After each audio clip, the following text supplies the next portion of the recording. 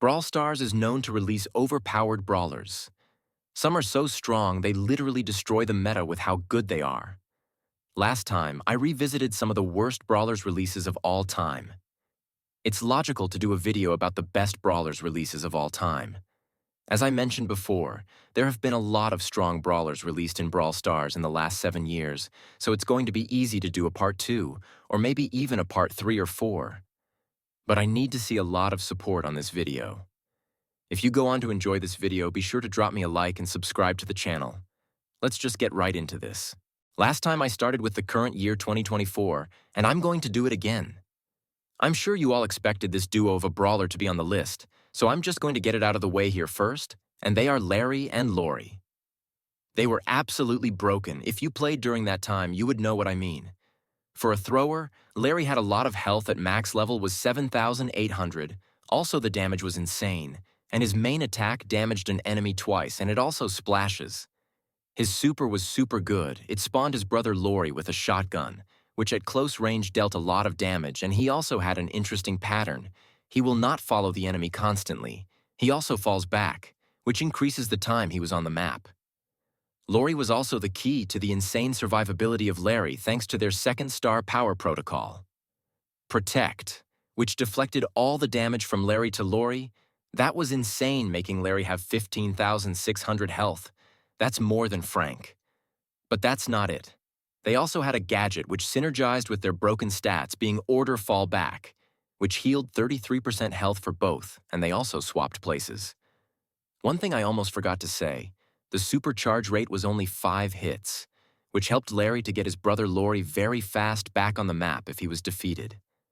This was one of the most broken brawler releases we've seen in years, and in my opinion he was the strongest brawler of this year by far, and I don't think there will be something stronger in November or December. After that long paragraph about Larry and Lori, it's time to talk about Charlie. Charlie was another broken brawler released in the game. She was also the last chromatic added. At close range, she attacked very fast with very small delay. Her super was one of her broken stats, being a cocoon where she can trap enemies for 10 seconds.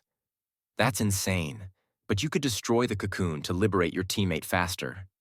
Her first star power was insanely strong.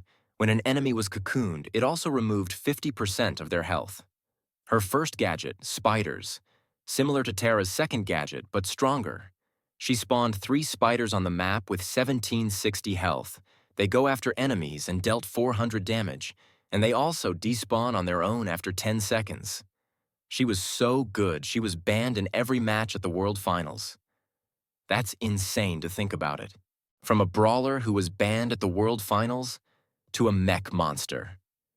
Somehow, when they rework her, she is always broken, and she was broken on release. She only needed 6 hits to get her super, which was 3 ammo, and she also reloaded them fast, so she could easily get her super. I think everyone knows what her super does. She goes into mecha form, where she is literally broken, insane main attack, and super.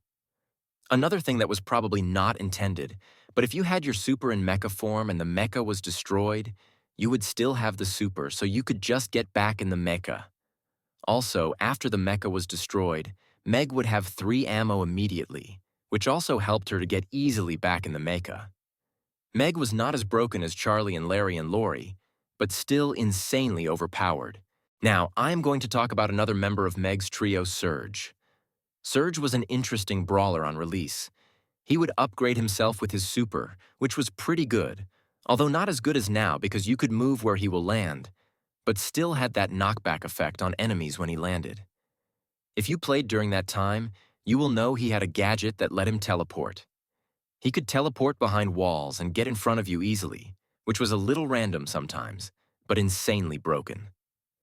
Also, his first star power let his projectile split without needing a wall or an enemy. They brought it back with his hypercharge so he could attack you even if you are hidden behind walls. This brawler was super fun to play and extremely overpowered. From a robot brawler, now I'm going to talk about Rosa. One thing that made her insanely broken was her super. Her super lasted for 6 seconds, and it was a shield that protected Rosa from 80% of the damage. That was insane, and she also charged her super in 9 hits, which let her easily cycle through supers. Interactions between a Rosa and another Rosa will be a long one. It could take up 1 minute or more until someone was defeated. I also remember buying her for 29 gems and playing with her in that state. What memories! She got 2 nerfs after being in the game for 4 days. Now it's time for the last brawler on this list, and it is Leon. I think everyone knows why this brawler was so broken on release, and if you don't know, I will tell you. Insane damage at close range, as well as an invisibility so good that you couldn't see him when he was close to you, and also you only need 8 blades to charge his super. It only took 2 days for the Brawl Stars team to nerf him by making him visible when he was close to an enemy. So yeah, guys, that is my kind of revisitation of some of Brawl Stars' best brawlers releases of all time. Let me know in the comments section if there are any that I missed that you felt should have been on this list. Be sure to comment them down below. I love reading your guys' comments. Also, be sure to leave a like if you enjoyed this video, and I will catch you guys in the next one. Peace.